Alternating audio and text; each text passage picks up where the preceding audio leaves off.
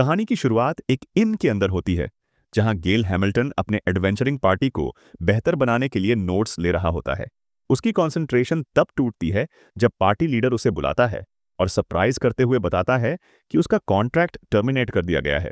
Leader साफ बोलता है कि अब से गेल वुल्फ पैक का मेंबर नहीं रहा। फिर पूरी पार्टी टेबल के चारों ओर जुटी होती है। गेल कंफ्यूजन में अपना सिर स्क्रैच करता है, जबकि लीडर उसकी अटेंशन लेने की कोशिश करता है और कहता है कि वो ठीक से सुने। पार्टी का पैलेडिन कुश बिलबोर अनाउंस करता है कि गेल को फायर कर दिया गया है। गेल शॉक में कुछ कह नहीं पाता। पार्टी की लाइट फाइटर मेलिसा उसे टीज करते हुए उसके चेहरे को पकड़ती है और मजाक उड़ाती है। थीफ लूक उसे रोकता है। मेलिसा सार्कास्टिकली ऑफर करती है कि वो लास्ट टाइम उसे कंफर्ट भी दे सकती है। ब्लैक मेज नॉरिस हंसते हुए कहता है कि गेल को यह पहले से पता होना चाहिए था। गेल खड़ा होकर प्रोटेस्ट करता है कि डिसीजन अचानक आया है, थोड़ा टाइम दे दो। कुश उससे पूछता है कि उसे ये डिसीजन क्यों सरप्राइज कर रहा है और कहता है कि गेल समझ ही नहीं पाया कि उसे क्यों निकाला गया। गेल याद करता है कि वे 3 साल से साथ थे और उसने पार्टी को कर्स्ड आइटम्स बनाकर सपोर्ट किया था, जो एक नीश स्किल थी, लेकिन वह अभी भी कंफ्यूज्ड है कि उसे क्यों निकाला गया। कुश गेल की स्लो नेचर पर मॉक करता है और कहता है कि कर्स क्राफ्टर का काम सबसे बेकार सपोर्ट जॉब है। उसका कर्स्ड आइटम मॉन्स्टर्स को सिर्फ एक बार डिबफ कर पाता है और फिर यूजलेस हो जाता है। साथ ही गेल पार्टी में लोएस्ट लेवल 31 पर फंसा है। गेल खुद को डिफेंड करता है कि कर्स क्राफ्टिंग तो मेन स्ट्रीम नहीं है, लेकिन उसके आइटम्स ने क्वेस्ट्स आसान बनाए हैं। वह समझाता है कि वो कर्सेस को माइल्ड रख सकता है और सपोर्ट से उन्हें डिस्पेल भी कर सकता है। वो पैसिव कर्स नेकलेस दिखाता है जो मॉन्स्टर्स को अफेक्ट करता है, लेकिन बाकी लोग डिसगस्टेड रिएक्शन देते हैं और उसे हटाने को कहते हैं। कुश पूछता है कि गेल इसे क्यों पहनता है। फिर कुश बताता है कि रिप्लेसमेंट मिल चुका है, मोरिया ग्लारियस, जो एक नई सपोर्ट मेज है और बफ डिबफ दोनों में माहिर है।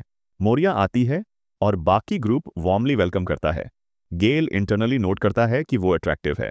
कुश फिर से कहता है कि गेल की जरूरत नहीं है। गेल टेबल से जाता है और पीछे से बाकी लोग विस्पर करते हैं कि low level members S rank parties को स्लो कर देते हैं, इसलिए यह इनएविटेबल था। गेल लास्ट चांस मांगता है, कहता है कि उसके पास भी स्ट्रॉन्ग कर्स्ड आइटम्स हैं जिन्हें उसने टीम बैलेंस के लिए छुपाया था, मगर अब दिखाएगा।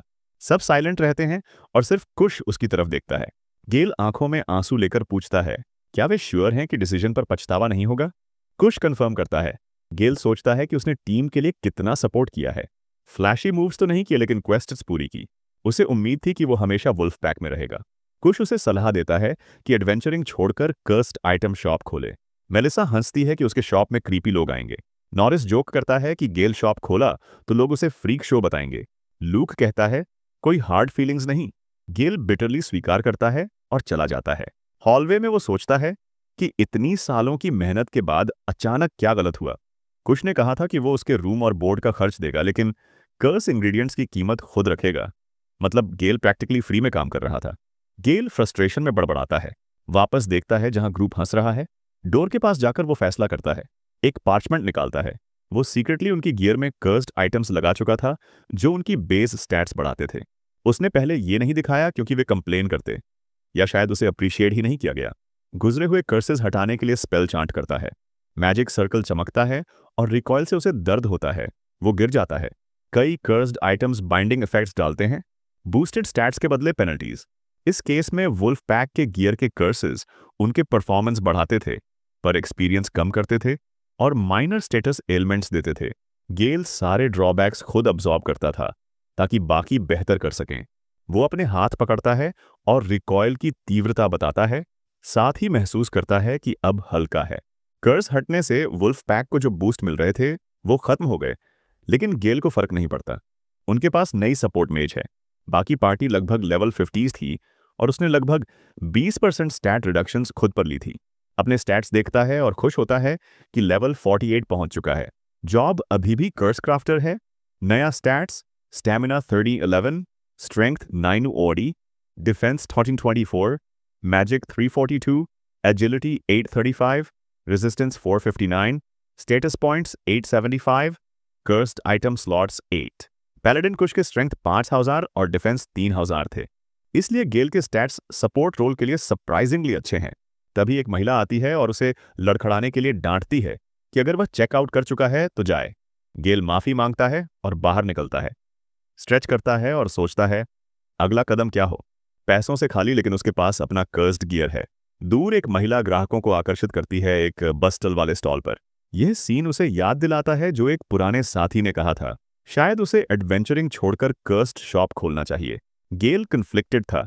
भले ही उसने अपने पुराने पार्टी के सुझाव को नापसंद किया, पर स्टोर का ख्याल हमेशा दिल में रहता था। एक शांत सपना, कंट्री साइड में टूल शॉप चलाने का, जहां वो जब चाहे सो सके, खा सके, कर्स्ड आइटम्स बना सके और रिसर्च कर सके। अब जब उसकी कोई जिम्मेदारी नहीं है तो आज़ादी भी है। बिटरनेस कम होने लगी और एक्साइटमेंट की एक स्पार्क हुई। अब स्टॉल सेटअप करके ट्रैवल फंड्स कमाने और फ्रेश स्टार्ट करने का वक्त था। सिल्वर वुल्फ इन में बाकी वुल्फ पैक सदस्य मील का मजा ले रहे थे। माहौल हल्का और सेलिब्रेटरी था। कुश कहता है कि सब कितना बेहतर लग रहा है। नॉरिस भी अग्री करता है। गेल के बिना रहना रिलीफ था। गेल फाउंडिंग मेंबर में से एक था, पर उन्होंने माना कि उन्होंने ज्यादा देर तक उसकी मदद की और उन्हें उसे जल्दी रिप्लेस कर देना चाहिए था। मोरिया साइलेंटली सुन रही थी, उनसे माफी मांगी ऑकवर्डनेस के लिए। कुश बताता है कि वो और गेल पार्टी के शुरुआती दिनों के दोस्त थे। गेल को उनकी गियर छेड़छाड़ की आदत थी। कभी गुड लक चार्म्स या माइनर एनहांसमेंट्स बिना परमिशन के ऐड किया करता था। उनकी बातचीत तभी रुकी जब लाइट अचानक उनके ऊपर चमकी। उनका एन्चांटेड गियर साथ साथ ग्लो करने लगा। मोरिया ऊपर देखती है और पहचानती है कि इफेक्ट डिस्पेल का है। बाकी सब कंफ्यूज्ड थे, नहीं जानते कि ट्रिगर क्या हुआ। नॉरिस कहता है कि उसकी मैजिक कमजोर लग रही है। लूक ने बॉडी में भारीपन महसूस किया। मोरिया भी हैरान, पूछती है कि किस तरह का पावरफुल स्पेल उन्हें हिट किया। कुछ डिसमिस करता है कि शायद डिस्पेल नहीं था।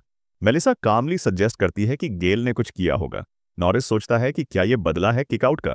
लूक गुस्से में कहता है कि उन्हें मौका मिला होता तो गेल को खत्म कर देते। मोरिया समझने की कोशिश करती है कि अगर गेल ने कर्स किया होता तो समझ आता, पर डिस्पेल वो समझ में नहीं आता। डिस्पेल मैजिक पार्टी को नुकसान नहीं पहुंचाती, सिर्फ मैजिकल इफेक्ट्स को हटाती है। अगर ये स्पेल सभी को सिमल्टेनियसली अफेक्ट कर रहा था, इसका मतलब गेल ने अपने पुराने एन्चांटमेंट्स उन्हीं से हटा लिए। वह मानती है कि ये इंटेंशन नुकसान पहुंचाने के लिए नहीं था। कुश इस स्पेकुलेशन को ठुकराता है और कहता है कि गेल किसी तरह की थ्रेट नहीं हो सकता। मेलिसा ने उसे सपोर्ट किया, कहा अगर गेल कुछ करने की कोशिश भी करेगा तो वे आसानी से उसे ओवरपावर कर देंगे। मोरिया ने समझाने की कोशिश की कि यह अटैक नहीं था बल्कि डिस्पेल था, लेकिन कुश ने उसे कटकर कहा कि वह गेल को एनिमी मानता है और उसे जल्दी सीखना चाहिए कि वुल्फ पैक कैसे ऑपरेट करता है। नॉरिस ने धमकी दी कि अगर वे फिर मिले तो गेल को एशेस बना देगा। लूक ने टीज दी कि नॉरिस की कमजोर मैजिक शायद इतना भी कर नहीं पाएगी। उनकी बातों का माहौल गर्म हो गया। लूक ने जोकिंगली कहा कि गेल को कर्स क्राफ्टिंग से रोकने के लिए उसे बैडली इंजर्ड कर देना चाहिए, जबकि नॉरिस ने उसके प्रिसीजन पर सार्कास्टिक सवाल उठाए। मेलिसा ने टिप्पणी की कि वे कितने नीचे गिर चुके हैं। कुश ने उसे इग्नोर किया और बाकी बात करने दिया। मोरिया थॉटफुल रही, उसे भी कुछ शिफ्ट महसूस हुआ था। जब स्पेल एक्टिवेट हुआ तो उनके स्टैट्स गिर गए, जैसे कोई पैसिव बूस्ट हट गया हो। क्या वे अनजाने में गेल के एन्चांटमेंट से फायदा उठा रहे थे? मेलिसा ने उसकी चिंता देखकर ड्रिंक ऑफर की, जिसे मोरिया ने ग्रेटफुली स्वीकार किया, लेकिन सोचती रही। वह जानती थी कि कर्स्ड क्राफ्टर्स आमतौर पर बफ्स नहीं दे सकते, खासकर ऐसे जो पूरी पार्टी को अफेक्ट करें बिना पता चले।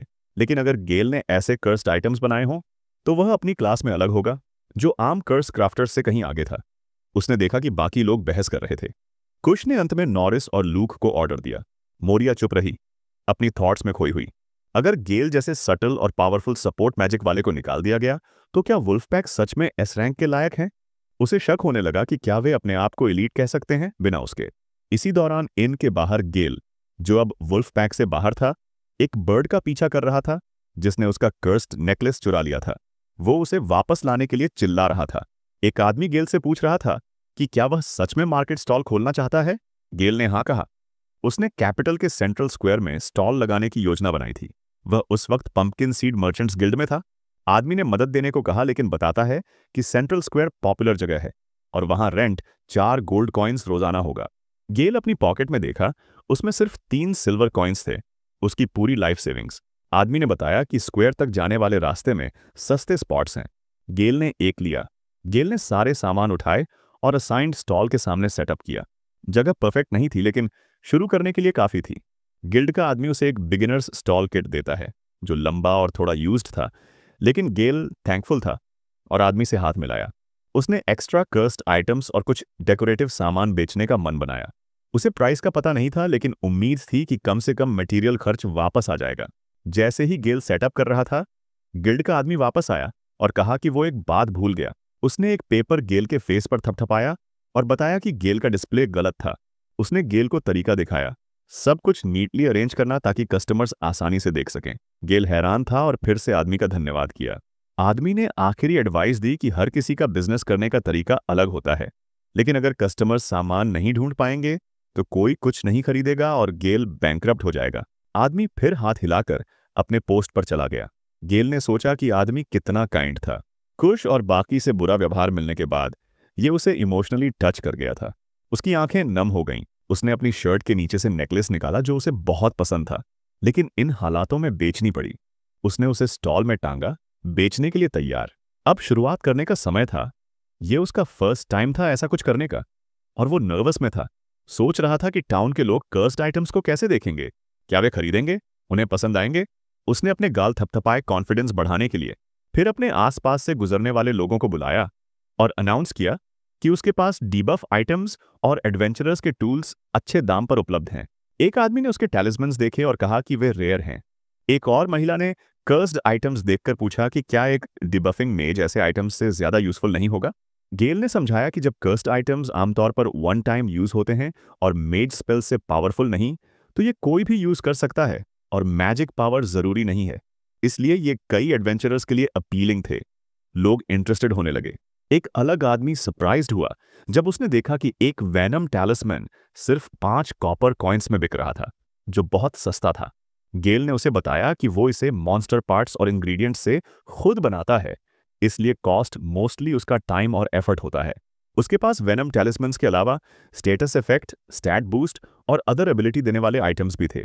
आदमी ने एक खरीदने का निर्णय लिया। फिर उसकी नज़र एक अजीब वेपन पर पड़ी और उसने पूछा। गेल ने बताया कि वो एक कर्स्ड शॉर्ट सोर्ड था। ये एजिलिटी थोड़ा कम करता था, लेकिन मॉन्स्टर्स के खिलाफ पावरफुल एंटी आर्मर इफेक्ट देता था। इसके अलावा सारे स्टैट्स 10% बढ़ाता था। डाउनसाइड ये था कि वो कर्स्ड था। आदमी शॉक्ड हो गया और सोर्ड गिरा दिया। उसने कॉन्फर्मेशन मांगी तो गेल ने कहा कि हाँ, कर्स्ड है। आदमी नर्वस होकर हंसा और कहा कि वह गेल की ऑनेस्टी की कदर करता है, पर उसे नहीं पता कौन कर्स्ड सोर्ड खरीदेगा। गेल ने मजाक में कहा कि शायद इसे डेकोरेशन के लिए यूज किया जा सकता है। डिजाइन कूल था।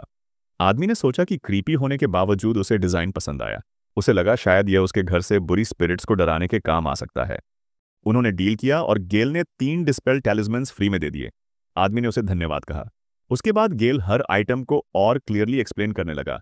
कर्स क्या है, कैसे रिमूव करना है और आइटम क्या कर सकता है। उदाहरण के लिए कर्स्ड नेकलेस सभी स्टैट्स को 50% तक बूस्ट करता था, लेकिन उस पर एक कर्स भी लगा था। फिर भी कस्टमर को उसका फ्लैशी लुक पसंद आया और उसने डिस्पेल टैलिस्मन्स के साथ उसे खरीद लिया। उसी तरह कर्स्ड बूट्स से एजिलिटी 2.5 गुना बढ़ती थी, लेकिन वे भी कर्स्ड थे। एक महिला ने उन्हें अपने स्लेव के लिए खरीद लिया और गेल ने उसे भी टैलिस्मन्स दे दिए। फिर उसने एक कर्स्ड क्रॉसबो दिखाया। वो सभी स्टैट्स 30% तक बढ़ाता था, साथ ही श्योर शॉट एबिलिटी देता था, और हाँ, वो भी कर्स्ड था। एक आदमी ने उसे आने वाले हंटिंग कॉम्पिटिशन के लिए खरीद लिया। गेल ने उसे 5 डिस्पेल टैलिस्मन्स भी दिए और मुस्कुराते हुए विदा किया। बाद में एक और आदमी आया और एक आइटम के बारे में पूछने लगा। गेल ने उसे एक कहानी सुनाई जो उसने एक लेजेंडरी हीरो के बारे में सुनी थी, जिसकी सबसे करीबी साथी एक बर्जर्कर थी। उस बर्जर्कर को कर्स्ड गियर बहुत पसंद था और उसकी फेवरेट आर्मर भी कर्स्ड आइटम ही थी। गेल जानता था कि कई लोग कर्स्ड चीजों पर बुरी तरह रिएक्ट करते हैं, लेकिन उसे विश्वास था कि अगर वो साफ साफ समझाए कि कर्स क्या है, कैसे कैंसिल करना है और आइटम के क्या क्या फायदे हैं, तो लोग उसकी चीजों की वैल्यू समझेंगे, और वहीं से उसकी सेल्स बढ़ने लगीं। गेल ने अपने कर्स्ड आइटम्स के साथ डिस्पेल टैलिस्मन्स भी इंक्लूड किए थे। जल्दी ही उसके स्टॉल के आसपास भीड़ जमा होने लगी। लोग एक्साइटेड होकर बात कर रहे थे कि वह फ्री डिस्पेल टैलिस्मन्स दे रहा है, जो आमतौर पर बहुत रेयर होते हैं। स्टॉल पर खड़े होकर गेल जोर से कस्टमर्स को बुलाता रहा। वह सबको बता रहा था कि सामान सस्ता है, फुल सेट कर्स्ड गियर है और साथ में फ्री डिस्पेल्स भी मिल रहे हैं। उसकी प्लान काम कर गई। आखिर में उसका हर एक आइटम बिक गया। पूरा स्टॉल खाली हो गया। उसका बैग अब पहले से कहीं हल्का लग रहा था और कस्टमर्स भी अलग अलग तरह के थे। हर तरह के लोग उससे खरीद कर गए। उसे एक आदमी याद आया जिसने कहा था कि गेल का कर्स्ड गियर बिल्कुल डेथ मेटल जैसा दिखता है, बहुत इंटेंस और एजी। उसने एक खास आइटम की तरफ इशारा करके कहा कि वही सबसे ज्यादा स्टैंड आउट लग रहा है। अचानक गेल ने भारी कदमों की आवाज सुनी। कुछ आदमी उसकी तरफ आए और पूछने लगे कि क्या यही वो जगह है जहां कर्स्ड आइटम्स फ्री डिस्पेल्स के साथ बिक रहे थे। और क्या कुछ बचा है? गेल को बताना पड़ा कि सब सोल्ड आउट हो चुका है। तीनों आदमी साफ साफ डिसअपॉइंटेड दिख रहे थे। पता चलता था कि फ्री डिस्पेल्स की ऑफर ने सच में सबका ध्यान खींचा था। उनमें से एक को अफसोस था कि वे अपने क्वेस्ट शुरू होने से पहले नहीं आए। उन्होंने गेल से फिर पूछा कि अगर वे अपना खुद का गियर लाएं तो क्या गेल उस पर कर्सेस लगा सकता है और साथ में डिस्पेल्स भी दे सकता है। गेल ने कहा कि वो अगले दिन वापस आएगा, और इससे पहले कि वे कुछ कहें वह जल्दी से भाग गया। इधर जिन लोगों ने आइटम्स खरीदे थे वे आपस में बातें कर रहे थे। कुछ ने वहीं अपना नया गियर ट्राई करने का फैसला किया। एक आदमी ने अपने दोस्त को चिढ़ाया, जो हमेशा कर्स्ड चीजों से डरता था कि कहीं बेहोश मत हो जाना। डर के बावजूद दूसरे आदमी ने कर्स्ड रिंग पहन ली, तुरंत स्टैट्स चेक किए और हैरान रह गया। बूस्ट असली था। उसके स्टैट्स पूरे 50% तक बढ़ गए थे। उसने रिजल्ट अपने दोस्त को दिखाया और वह भी शॉक हो गया। इतनी छोटी सी रिंग इतना पावर दे सकती है, ये सोचकर सबको अजीब लगा। पास पास के दूसरे कस्टमर्स भी अपने आइटम्स से इम्प्रेस्ड थे। रिंग ट्राई करने वाले दोनों बहुत खुश थे। उनमें से एक ने कहा कि अगर रिंग कर्स्ड भी है तो कोई बात नहीं, वो उसे उतारने वाला नहीं है। लेकिन दूसरे को चिंता थी कि चर्च से कर्स हटवाना बहुत महंगा होता है, सीधा गोल्ड कॉइन लेवल का खर्चा। उसने मजाक मजाक में पूछा कि क्या वे फ्री डिस्पेल टैलिस्मन्स को रीसेल कर सकते हैं। उसके दोस्त ने तुरंत उसे चुप करा दिया कि अगर कोई प्रीस्ट ने सुन लिया तो गड़बड़ हो जाएगी। दोनों जानते थे कि चर्च डिस्पेल के लिए बहुत ज्यादा चार्ज करता है। जिसने ये आइटम्स बनाए थे वह क्लियरली एक्सपर्ट था। उनमें से एक ने अंदाजा लगाया कि आसपास के हर एडवेंचरर गिल्ड और पार्टी इस क्रिएटर को ढूंढने की कोशिश करेगी। वे सोचने लगे कि गेल असल में है कौन। कर्स क्राफ्टर्स आमतौर पर इतने चीरफुल और हेल्पफुल नहीं होते। किसी ने यहां तक कहा कि गेल उसे कहीं देखा सा लगता है, लेकिन पहचान नहीं पा रहा था। और वे आपस में विस्पर करके गेसेस और रूमर्स फैलाने लगे। किसी को भी पूरी सच्चाई नहीं पता थी। गेल ने पहले अपनी टीम के लिए 4 कर्स्ड आइटम्स के पेनफुल इफेक्ट्स खुद झेले थे ताकि वह उन्हें सपोर्ट कर सके। उसने ये सब अपनी इच्छा से किया था। उसने अपनी पुरानी पार्टी को एस रैंक तक पहुंचने में मदद की थी, और बदले में उन्होंने उसे निकाल दिया, जिससे वह मजबूर होकर सड़क किनारे छोटे से स्टॉल में अपनी क्रिएशंस को सस्ते दाम पर बेचना पड़ा। उस दिन से एक मिस्टीरियस क्राफ्टर की कहानियां फैलने लगीं, जो कर्स्ड गियर बेचता है। लोग विस्पर में एक ऐसे आदमी के बारे में बात करते जो अचानक कहीं प्रकट होता, इनसेनली पावरफुल आइटम्स सस्ते में बेचता और फिर गायब हो जाता। गेल खुद काफी अच्छा महसूस कर रहा था। थोड़ा सा पैसा भी उसका मूड बेहतर कर रहा था। चीजें आखिरकार उसके लिए सही दिशा में चलने लगी थीं। इसी बीच मार्केट से काफी दूर उसकी पुरानी पार्टी जंगल में एक डेंजरस क्वेस्ट पर थी। अचानक एक जबरदस्त एक्सप्लोजन गूंजा। एक पेड़ बीच से टूट गया। फिर एक और धमाका हुआ और कुश, गेल का पुराना साथी, जोर से उड़कर दूसरे पेड़ से टकरा गया। वह दर्द और फ्रस्ट्रेशन से चिल्लाया। टीम ने गुस्से में गालियां दी। वे सोच रहे थे कि यह सब कैसे हो रहा है। वे तो एस रैंक पार्टी थे, यानी बेस्ट ऑफ द बेस्ट। उनके साथ ऐसा नहीं होना चाहिए था। उनके सामने एक विशाल ओजर खड़ा था, जो पीछे हटने से इनकार कर रहा था। चैप्टर 3 की शुरुआत में ग्रुप एक हाई लेवल क्वेस्ट की तैयारी कर रहा था। मेलिसा को चिंता थी कि नए टीममेट के साथ उनका परफॉर्मेंस कैसा रहेगा।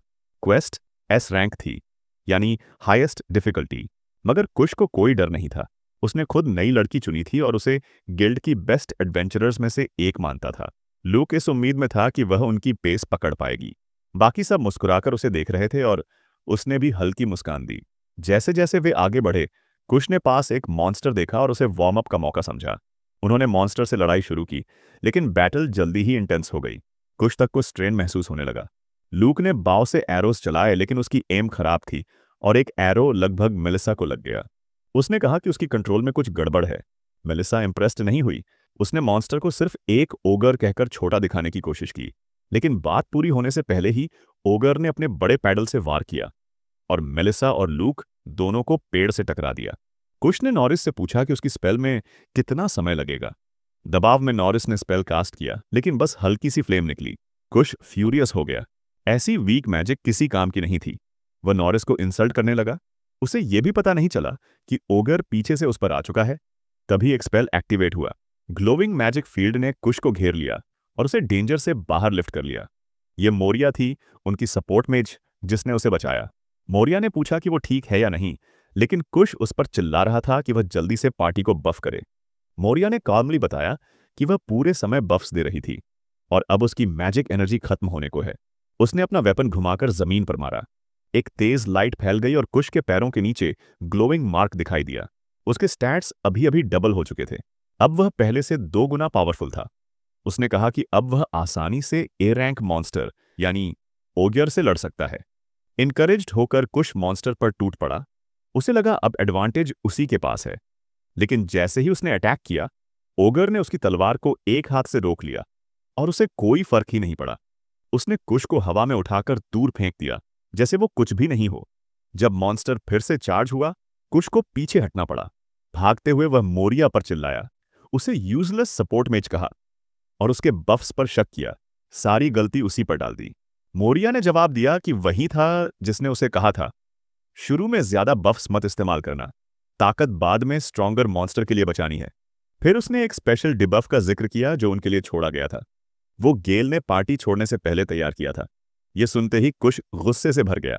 उसने उसका कॉलर पकड़ लिया और चिल्लाने लगा कि वह गेल के कर्स्ड आइटम्स के बारे में सोच भी कैसे सकती है। उसे यकीन था कि वे अब किसी काम नहीं आएंगे। लेकिन मोरिया ने समझाया कि गेल ने उसके लिए नोट्स छोड़े थे, उनकी बैटल स्ट्रैटेजी के बारे में, जिसे वुल्फ पैक स्टाइल कहते थे। उसने कुछ कर्स्ड गियर भी छोड़ा था जो वो यूज कर सकती थी। उसके आने से पहले गेल ही था जो सबको साइड से सपोर्ट करता था, एनिमीज को पहले से कमजोर करके लड़ाई आसान बना देता था। कुश ने उसे धक्का दिया और वो जमीन पर गिर गई। उसी समय उसके दिमाग में कुछ क्लिक हुआ। उसे याद आया कि कल जो स्ट्रेंज मैजिक सर्कल्स हुए थे, वे नॉर्मल बफ्स नहीं बल्कि कर्सेस थे। गेल ने उन्हें पार्टी छोड़ने से पहले कर्स कर दिया था। मेलिसा ने भी मान लिया कि यही सच लग रहा है। आज की लड़ाई में उनकी कमजोर परफॉर्मेंस और अजीब अजीब फेलियर्स अब समझ में आने लगे। लूक ने माना कि उसे शुरू से ही कुछ ऑफ लगा था। आखिर में ग्रुप ने फैसला किया कि आज के लिए रिट्रीट करेंगे। लौटते हुए सब गेल से बेहद नाराज थे। कुश सबसे ज्यादा गुस्से में था। सोच रहा था कि यह हाईवे वैसे ए रैंक मॉन्स्टर्स से भरा रहता है, लेकिन स्किल्ड एडवेंचरर्स रोज आते जाते हैं और एस रैंक टीम होने के नाते उन्हें यह सब आसान लगना चाहिए था। वे खुद को इससे स्ट्रॉन्गर समझते थे। ल्यूक ने माहौल हल्का करने की कोशिश की। उसने कहा कि गेल का छोड़ा हुआ कर्स साफ साफ उनकी परफॉर्मेंस पर असर डाल रहा है, इसलिए बेहतर है कि वे रिग्रुप करें और फुल पावर के साथ वापस आएं। नॉरिस ने इसे स्ट्रेटेजिक रिट्रीट कहा और अग्री कर लिया। मेलिसा भी मान गई कि पीछे हटना सही होगा, खासकर क्योंकि ओजीआर अब उनमें इंटरेस्ट भी नहीं ले रहा था। मॉन्स्टर इंतजार करके थक गया था और बस दूर चला गया, तो कुश ने डिसीजन लिया कि टीम अब भी लौट जाएगी। उसने कहा कि कर्स की वजह से ज्यादा स्ट्रेस लेने का कोई यूज नहीं, वे बाद में लौटेंगे और सब ठीक से सेटल करेंगे। मोरिया शॉक्ड हो गई जब उसे समझ आया कि पार्टी पहले ही रिट्रीट कर रही है। इतने स्ट्रांग ग्रुप के लिए यह बहुत जल्दी हार मान लेना लग रहा था। आखिर वे एस रैंक पार्टी थे, लेकिन कुश ने बताया कि सबकी हालत बहुत खराब है और हैरानी की बात यह थी कि सिर्फ मोरिया ज्यादा इंजर्ड नहीं लग रही थी। बाकी सबने भी अग्री किया और कहा कि उसने फाइट में खास कुछ किया ही नहीं। फिर उन्होंने उसे रियर गार्ड की पोजीशन पकड़ने को कहा, जबकि वे आगे निकल गए। मोरिया स्टंड रह गई। वो एक सपोर्ट मेज थी, फ्रंटलाइन फाइटर नहीं। ऐसा रोल उसके लिए नहीं बना था। उसे लगा जैसे वे बस जिम्मेदारी उस पर थोप रहे हैं। लेकिन कुश बस उसे धन्यवाद कहकर बाकी सबको आगे ले गया। पूरी पार्टी भाग गई और मोरिया को पीछे छोड़ दिया। ओगर, जो अब तक चुपचाप देख रहा था, मोरिया के साथ वहीं रुक गया। उसने उसकी सिचुएशन पर कमेंट किया कि उसके साथ कितना रफ बर्ताव हो रहा है। अब अकेली और गुस्से में भरी मोरिया ने गेल की छोड़ी हुई पेपर को मुट्ठी में मसल दिया, हवा में फेंका और चिल्लाई।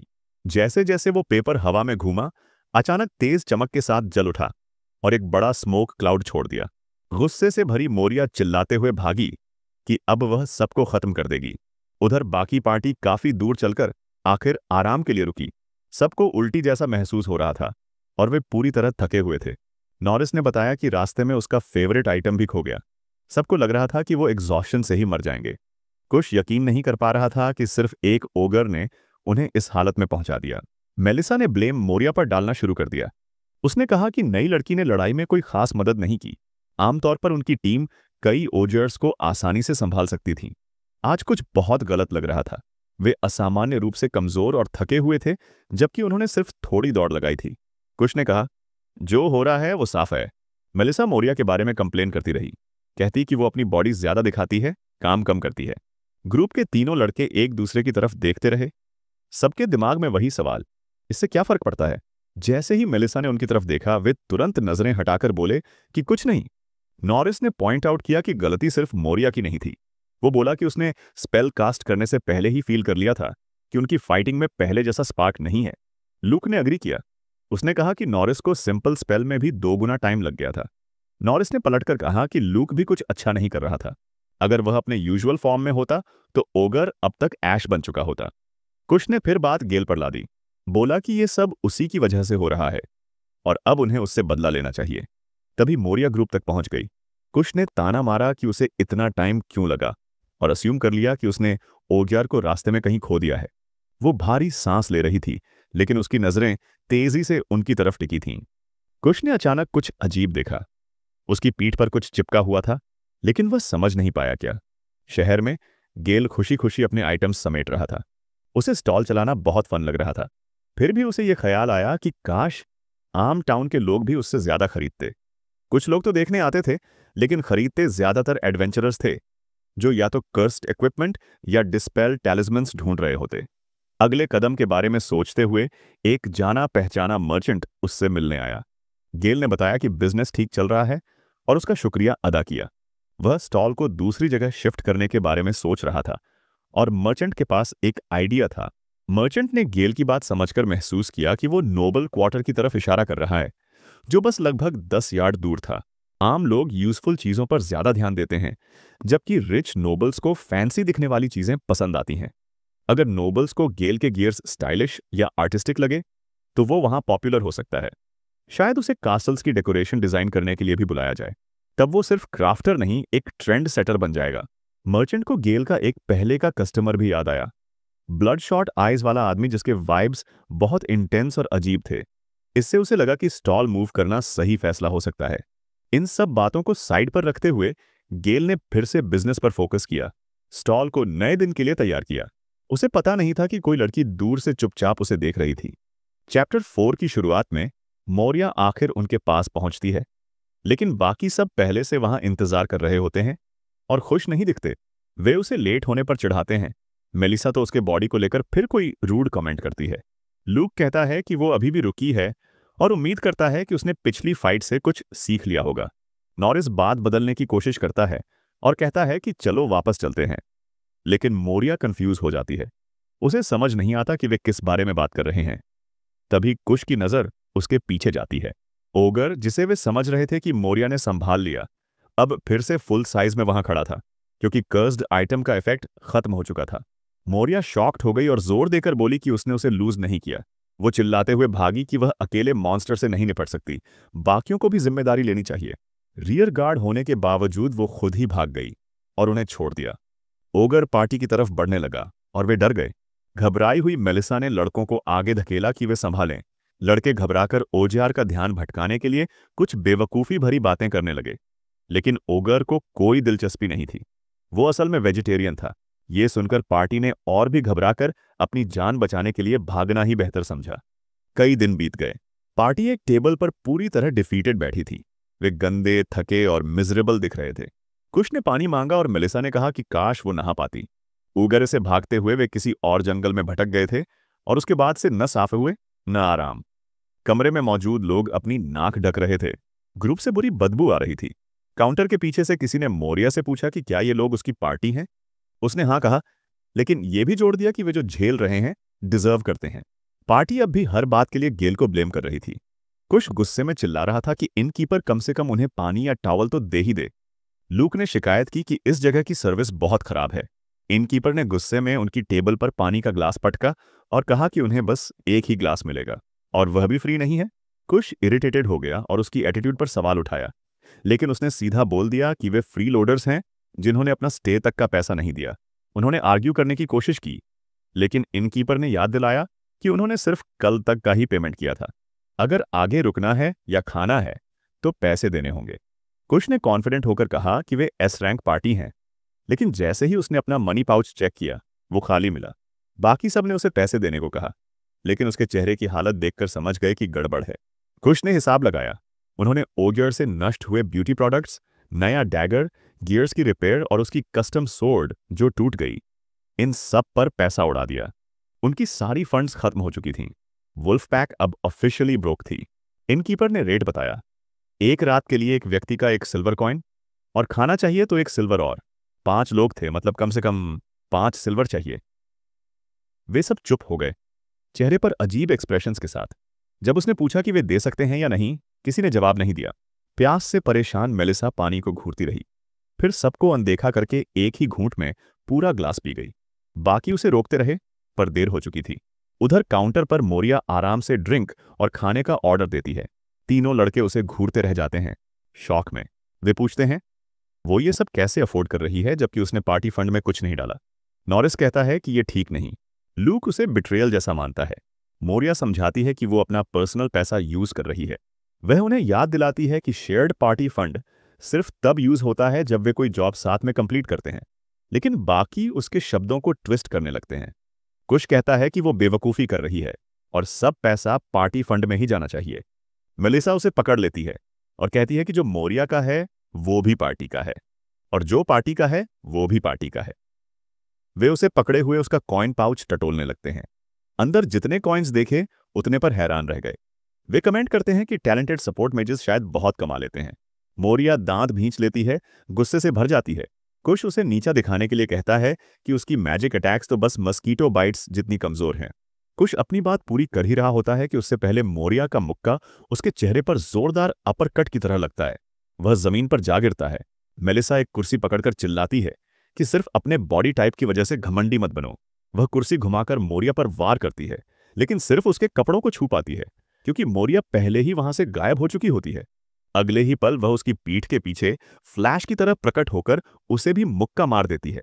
लूक और नॉरिस घबरा जाते हैं और उसे शांत करने की कोशिश करते हैं, लेकिन मोरिया उन्हें भी डांटते हुए वॉनबीज कहती है। लूक उसे धमकी देने की कोशिश करता है, लेकिन तभी मोरिया के पैरों के नीचे एक ग्लोइंग मैजिक सर्कल दिखाई देता है।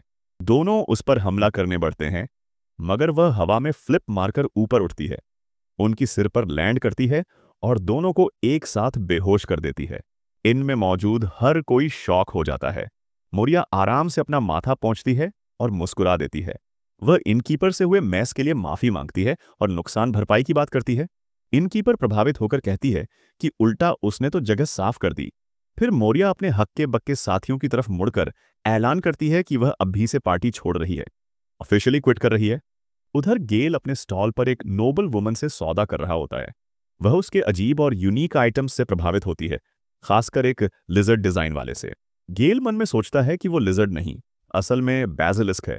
वह उसकी पसंद की तारीफ करता है और बताता है कि यह एक कर्स्ड ऑयल लैंप है। गेल के स्टॉल पर आई नोबल वुमन अचानक डर जाती है।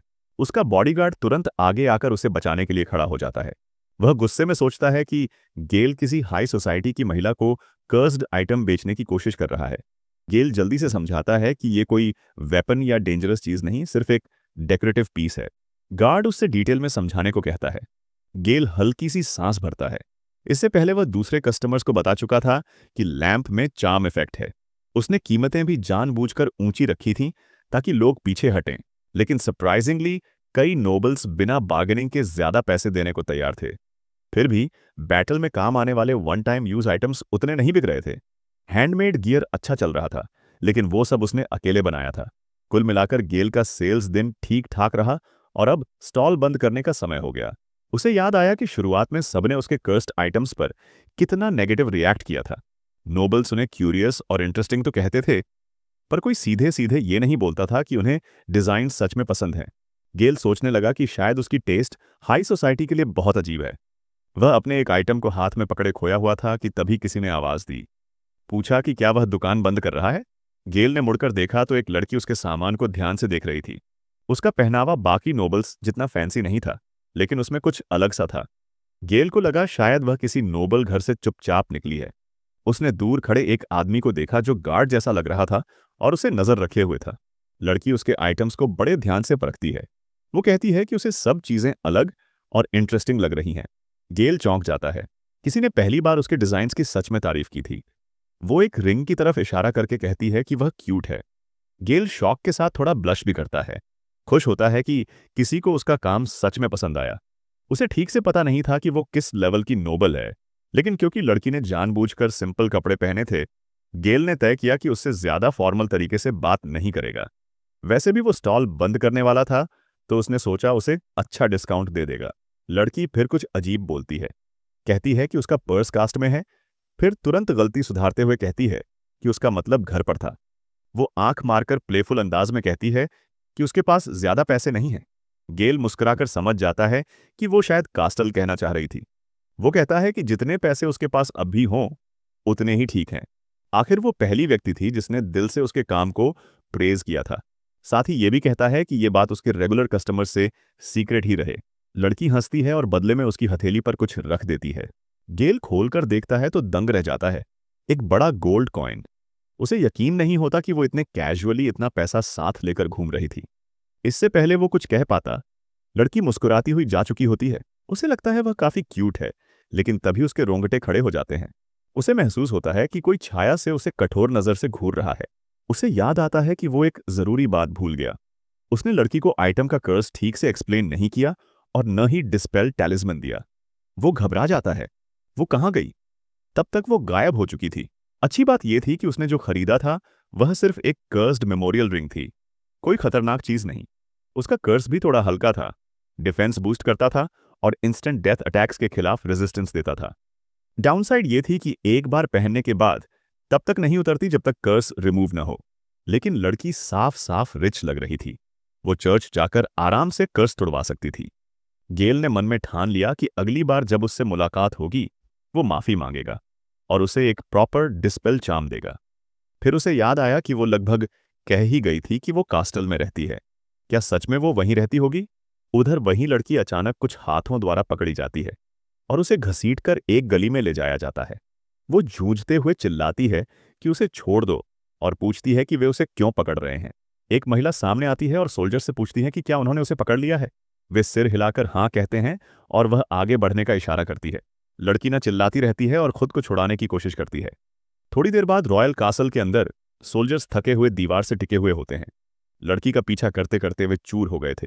वो महिला उसे डांटती है कि वो इतनी परेशानी क्यों खड़ी करती रहती है। तभी इस यंग वुमन को उसकी पहचान याद दिलाई जाती है, प्रिंसेस कार्ला। लेकिन प्रिंसेस के चेहरे पर खुशी नहीं, बस नाखुशी झलकती है। दूसरी तरफ गेल अपने स्टॉल के पास चल ही रहा होता है कि किसी ने पीछे से उसके कंधे पर हाथ रखा। एक अजनबी कहता है कि वो एक यंग आदमी को ढूंढ रहा है, काले बालों वाला, नीली जैकेट पहनने वाला, जो पास ही स्टॉल चलाता है और जो बिल्कुल गेल जैसा दिखता है। वो उसके चेहरे को देखना चाहता है। गेल मुड़कर हल्की एक्टिंग करता है और कैजुअल अंदाज में पूछता है कि क्या वह सच में इतना यंग दिखता है। आदमी माफी मांगता है और वहां से चला जाता है। जैसे ही वह मोड़ मुड़ता है, गेल जल्दी से एक छुपी हुई गली में गायब हो जाता है। उसका दिल जोर से धड़क रहा था। कैपिटल की मिलिट्री उसे ढूंढ रही थी। ये अच्छी बात नहीं थी। उसने तय किया कि अब टाउन छोड़ने का समय आ गया है। पास खड़े कुछ किड्स ने उसे अचानक गायब होते देखा और एक्साइटेड होकर पूछने लगे कि उसने कौन सा मैजिक ट्रिक किया। गेल ने उन्हें चुप रहने का इशारा किया। चैप्टर 5 की शुरुआत में एक महिला प्रिंसेस कार्ला को डांट रही होती है कि उसने टाउन से खरीदी हुई रिंग पहन रखी है। वो कहती है कि यह चर्च के खिलाफ जाने जैसा है, एक तरह की ब्लास्फेमी है। लेकिन प्रिंसेस को इसमें कोई प्रॉब्लम नहीं दिखती। उसका मानना है कि नोबल्स को टाउन के लोगों के साथ घुलना मिलना चाहिए और इसमें उनसे चीजें खरीदना भी शामिल है। महिला कार्ला का कमरा देखती है, जो शहर से लाई गई अजीब और अनोखी चीजों से भरा होता है। उसे साफ दिख जाता है कि वह कार्ला के टेस्ट से सहमत नहीं है। कार्ला ये बात नोटिस करके कहती है कि विवियन को अभी बहुत कुछ सीखना है। विवियन उसकी बात इग्नोर कर देती है और उसे याद दिलाती है कि आज सुबह उसे एक फॉरेन एनवॉय से मिलने जाना है, इसलिए उसे जल्दी तैयार होना चाहिए। लेकिन विवियन बात पूरी करती उससे पहले ही देखती है कि कार्ला वही अजीब रिंग अपनी उंगली में पहन रही है। विवियन पैनिक हो जाती है। उसे साफ पता है कि यह कैसी रिंग है और यकीन नहीं कर पाती कि प्रिंसेस इतना इंपॉर्टेंट पॉलिटिकल मीटिंग एक कर्स्ड रिंग पहनकर अटेंड करेगी। कार्ला कहती है कि वह इसे पहनने वाली नहीं थी, बस ट्राई कर रही थी। दूसरी तरफ गेल एडवेंचरर्स गिल्ड में एक टेबल पर बैठा गर्मा गर्म मील का आनंद ले रहा होता है। उसे अपनी हाल की सक्सेस पर गर्व महसूस हो रहा है। शुरू में सोलो काम करने से नर्वस था, लेकिन सब एक्सपेक्टेशन से बेहतर चल रहा है। शायद उसके पास इस तरह के बिजनेस का नैक सच में है। फिर भी वो जानता है कि रिपेयर्ड जंक बेचने से अमीर नहीं बनेगा, इसलिए सोचता है कि कुछ रियल क्वेस्ट्स ले ले और जल्द ही दूसरे टाउन चला जाए। गिल्ड से बाहर निकलते हुए नीचे उतरता है तो उसके पुराने पार्टी मेंबर्स कुश, मेलिसा, लूक और नॉरिस को फ्रंट काउंटर पर खड़े देखता है। गेल तुरंत झुककर हाइड हो जाता है। उन्हें अपनी प्रेजेंस का पता नहीं चलने देना चाहता। काउंटर पर ग्रुप रिसेप्शनिस्ट से इन्वेस्टमेंट के लिए बेग कर रहा होता है। वे कहते हैं कि एस रैंक पार्टी होने के नाते उन्हें कम से कम 10-20 गोल्ड कॉइन्स मिलने चाहिए, लेकिन रिसेप्शनिस्ट इम्प्रेस नहीं होती। वह उन्हें रिमाइंड करती है कि एस रैंक बनने के बाद से उन्होंने एक भी क्वेस्ट कंप्लीट नहीं किया और बिना अचीवमेंट वाले लोगों को फंड करना जस्टिफाई नहीं होता। कुछ आर्ग्यू करता है कि उनके पास अभी टाइम है, लेकिन जब पूछा जाता है कि क्लाइंट से मिले भी हैं या नहीं, तो एडमिट करते हैं कि नहीं। रिसेप्शनिस्ट बताती है कि एक क्लाइंट ने कंप्लेंट फाइल की है गुस्से में कि इलीट एस रैंक टीम ने उन्हें इग्नोर किया। ग्रुप मॉन्स्टर से परेशान होने के बारे में बताता है। रिसेप्शनिस्ट ओग्यार का जिक्र उठाती है। हाँ, वो ए रैंक एनिमी था, लेकिन वे एस रैंक पार्टी हैं। उनका ओगर म्यूटेटेड वर्जन था। वो करेक्ट करती है कि वो एक नॉर्मल ओगर ही था। साथ ही जानती है कि उन्होंने उसे टाउन तक फॉलो करने दिया, जिससे और प्रॉब्लम्स हुई। ये उनकी एकमात्र मिस्टेक नहीं थी। पूछती है कि क्या वे सोचते हैं गिल्ड ध्यान नहीं दे रहा। कुश स्नाइड कमेंट करने की कोशिश करता है, लेकिन रिसेप्शनिस्ट पीछे नहीं हटती। वह मोरिया का मेंशन करती है, जो ज्वाइन करने के कुछ ही दिनों बाद पार्टी छोड़ गई। सिल्वर वुल्फ ने गिल्ड को कंप्लेंट और बिल भी भेजा उनके बिहेवियर की वजह से। गिल्ड को कवर करना पड़ा, इसलिए अब ग्रुप को गिल्ड का पैसा चुकाना है। दूर से देखते हुए गेल सोचता है कि वे सीरियस ट्रबल में हैं। सब एग्जॉस्टेड और बीट डाउन लग रहे हैं। अचानक रिसेप्शनिस्ट काउंटर पर हाथ मारती है। उसे इनफ हो गया। डेयर करती है कि इन्वेस्टमेंट शब्द एक और बार बोलें। कुश दांत पीसता है और कहता है कि सब गेल की गलती है। यह सुनकर गेल शॉक हो जाता है। ग्रुप उसे अक्यूज करता है कि उसके कर्स गियर की वजह से वो कर्स हो गए हैं। उनके स्टैट्स रूएंड हो गए हैं। मैजिक बफ्स भी हेल्प नहीं कर रहे। लेकिन गेल कंफ्यूज है। उसे लगता है कि उसने सबके कर्सेस पहले ही रिमूव कर दिए थे। फिर लूक मोरिया को यूजलेस बताता है। नॉरिस अग्री करता है, लेकिन रिसेप्शनिस्ट उन्हें इंटरप्ट कर देती है। वो कहती है कि मोरिया कैपिटल की टॉप 5 सपोर्ट मेजर्स में रैंक करती है। पिछली पार्टी उसने सिर्फ प्रॉब्लम्स की वजह से छोड़ी थी और गिल्ड को लगा सिल्वर वुल्फ ग्रुप उसके लिए फिट होगा। टीम हैरान रह जाती है। उन्हें पता ही नहीं था कि मोरिया इतनी हाईली रैंक्ड है। गेल भी सरप्राइज होता है। उसे कभी लगा ही नहीं था कि वो इतनी स्ट्रांग है और अब वो ग्रुप से निकल भी चुकी है। रिसेप्शनिस्ट फिर गेल का डिफेंस करती है। कहती है कि उसे ब्लेम करना रिडिकुलस है। कर्स क्राफ्टिंग रेयर है और उसका टैलेंट इनक्रेडिबल। सिर्फ एक कर्स रिमूवल टैलिस्मन भी बहुत वैल्यूबल है। यह सुनकर गेल ब्लश कर जाता है। उसे याद आता है कि उसने गिल्ड के लिए साइड जॉब के तौर पर कुछ टैलिस्मन बनाए थे। रिसेप्शनिस्ट क्लियर कर देती है कि डेट्स चुकाने के बाद ही किसी से हेल्प मांगे। कुश एक्ट करता है जैसे ये कोई बड़ी बात नहीं है। कहता है जल्दी रीपे कर देंगे। बाकियों को चलने को कहता है। मेलिसा पूछती है कि गेल के बारे में क्या करेंगे, लेकिन नॉरिस याद दिलाता है कि उन्हें एक्चुअल कंप्लीट करने लायक क्वेस्ट ढूंढना होगा। लूक भी अग्री करता है। अब और एस रैंक क्वेस्ट्स नहीं जब तक कर्सेस हट नहीं जाते। कुश सबको चुप रहने को कहता है और ग्रुप भाग जाता है। गिल्ड के लोग विस्पर करते हैं, ये ग्रुप एस रैंक की तरह नहीं दिखता। गेल सोचता है कि वे कर्सेस की बात क्यों कर रहे थे। क्या कोई इफेक्ट अब भी बाकी है? पता नहीं, लेकिन वे उसे देख लें इससे पहले भागना बेहतर है। वो बाहर निकलता है तो सोल्जर्स का ग्रुप पैनिक करते भागता दिखता है। कोई पूछता है इमरजेंसी क्या है। जवाब मिलता है प्रिंसेस कार्ला और विवियन की तगड़ी लड़ाई फिर से हो गई है। आर्मी को शांत कराने आना पड़ता है। गेल को यकीन नहीं होता कैपिटल आर्मी ऐसी बातों में लगती है। वो मर्चेंट शॉप से गुजरता है, अंदर जाता है, बेल की आवाज आती है। कासल में गार्ड्स विवियन को शांत करने की कोशिश कर रहे हैं। रॉयल पैलेस है, थोड़ा शांत रहो, पर विवियन गुस्से में चिल्ला रही है। कार्ला की उंगली में कर्स्ड रिंग है। सब हैरान। उसे याद आता है कि उसने कार्ला को वार्न किया था, लेकिन कार्ला बोली बस ट्राई कर रही थी, पर रिंग पहनते ही स्टक हो गई। दोनों खींचती रहीं लेकिन हिली नहीं। एल्डरली एडवाइजर आते हैं, रिंग तुरंत उतारने को कहते हैं। कार्ला कहती है नहीं हो सकता। विवियन बोलती है एक ही तरीका बचा है, फिंगर ही काटनी होगी। वो सोर्ड लेकर प्रिंसेस की तरफ बढ़ जाती है। डिप्लोमेटिक मीटिंग से पहले टाइम नहीं है। गार्ड्स पैनिक करते हैं, सब प्रोटेक्ट करने दौड़ पड़ते हैं। कुछ देर बाद प्रिंसेस कार्ला एनवॉयस को वेलकम करती है, पेशेंस के लिए थैंक करती है। सभी रिस्पेक्ट से बाव करते हैं, उसकी अपीयरेंस की तारीफ करते हैं। वो मुस्कुराती है और थैंक्स देती है। किसी ने उसकी उंगली में रिबन देख ली और पूछ बैठा। वो हंसकर बहाना बना देती है कि कट हो गई थी। एक्चुअली यहां आने से पहले सब मिलकर भी रिंग निकाल नहीं पाए। गुड होस्ट बनने के लिए कार्ला कहती है वो जरूर थके होंगे, पहले टी ले लेते हैं। एनवॉयस पोलाइटली मना कर देते हैं। उन्होंने बेस्ट स्नैक्स और टी एम्पायर से मंगाई थी। वो उसे ट्राई करने को कहते हैं। एक्साइटेड लगते हैं। एक बहुत बड़ा क्रेट लाते हैं। साइज देख कार्ला मजाक में स्नैक्स का अनुमान लगाती है। क्रेट खोलते ही एक्सप्रेशन बदल गया। स्नैक्स नहीं, उसके अंदर बैंडेड्स हथियार समेत छिपे थे। फेक इनवॉय असली प्लान रिवील करता है। ब्लेड्स पे पॉइजन है जो इंस्टेंट और पेनलेस मौत देगा। क्याओस मच जाता है। गार्ड्स प्रोटेक्ट करने के लिए चिल्लाते हैं। विवियन हमेशा की तरह रिएक्ट करती है और सोल्जर्स को अटैक ऑर्डर देती है, लेकिन काफी देर हो चुकी थी। असैसिन्स आगे बढ़ते हैं, कार्ला पर हमला करने की कोशिश, पर वेपन्स नहीं लगते। उसकी जगह स्पीयर्स और ब्लेड्स किसी इनविजिबल चीज से टकराकर लौट जाते हैं। सब दंग रह जाते हैं। असैसिन्स फिर ट्राई करते हैं, फिर भी वही, जैसे कोई वॉल प्रोटेक्शन दे रही हो। प्रिंसेस खुद नहीं समझ पाई, फिर सडनली रियलाइज हुआ, क्या गेल का इफेक्ट है? वो गेल को याद करती है, जिससे उसने पहली बार कॉम्प्लीमेंट्स में रिंग खरीदी थी। क्या वही रिंग ने बैरियर बना दिया? विवियन फॉरेन गार्ड्स को ऑर्डर देती है फेक एनवॉइस को पकड़ें। फिर कार्ला के पास जाकर चेक करती है, कोई चोट तो नहीं? कार्ला कहती है वो पूरी तरह ठीक है। विवियन सोचती है एम्पायर वाले सच में क्यों प्रिटेंड कर रहे थे, लेकिन फिलहाल प्रिंसेस को सेफ जगह ले चलो जब तक सब शांत नहीं हो जाता। बाद में स्टार चेंबर में दो लोग रिंग एग्जामिन करते हैं। बिशप और अरिजल देखकर पूछते हैं, डेंजरस कर्स तो नहीं? बिशप कहता है, हटाना डेंजरस नहीं पर कॉम्प्लेक्स है। डीप कर्स मैजिक नॉलेज वाले का सामान है, रिंग हाई लेवल कर्स, लेकिन बैड इफेक्ट को कैंसिल करने के लिए काउंटर कर्सेस भी लेयर किया है। बिशप एक्सप्लेन करता है पर कार्ला समझ नहीं पाती है। अरिजल अमेज्ड बताता है कि रिंग पहनने वाले को ट्रिपल डिफेंस देती है और इंस्टेंट डेथ से बचाती है। विवियन हैरान रह जाती है। एरिजल कहता है ये एक होली रेलिक या उससे भी ज्यादा। एरिजल एक्साइटेड लग रहा होता है, लेकिन जब बहुत देर प्रिंसेस का हाथ पकड़ता है, विवियन उसे वार्निंग देती है।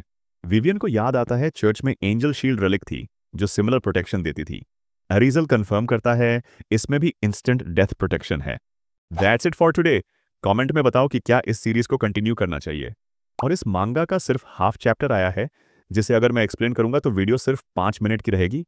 और अगर इस महीने तक रुकते हो तो पूरा चैप्टर शायद आ जाए, फिर मैं उसे एक्सप्लेन कर दूंगा। अपना ओपिनियन कमेंट करो। मिलते हैं दूसरी वीडियो में। Good bye.